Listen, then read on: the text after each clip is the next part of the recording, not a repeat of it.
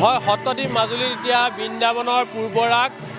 মাজত মাত্ৰ 2টা দিন বাকী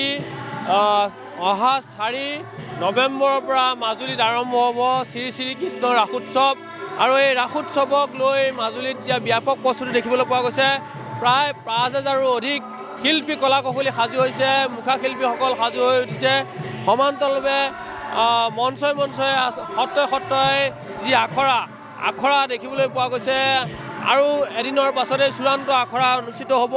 আৰু আজি মই পৰিৱেশটো দেখুৱাবলৈ চেষ্টা কৰিম মাজুলীৰ বিভিন্ন ৰাস মঞ্চৰ পৰা বৰ্তমান গড়মূৰ মাধৱদেৱ কৃষ্টি কেন্দ্ৰত উপস্থিত আছোঁ আৰু পৰিৱেশটো দেখুৱাবলৈ চেষ্টা কৰিছোঁ যে যদিওবা অসমীয়াৰ হিয়াৰ আমঠু প্ৰাণৰ শিল্পী জুবিন গাৰ্গৰ মহাপ্ৰয়াণ হৈছে তথাপিও আচলতে এই বাৰ্ষিক উৎসৱ ৰাসোৎসৱ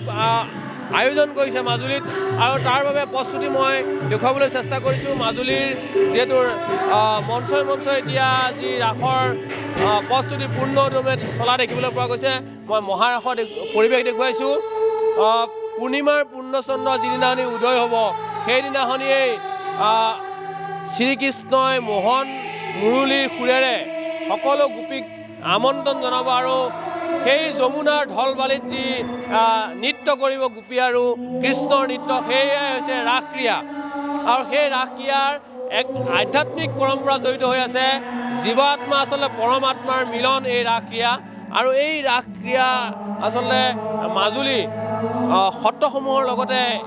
মঞ্চসমূহতো অনুষ্ঠিত হয় আৰু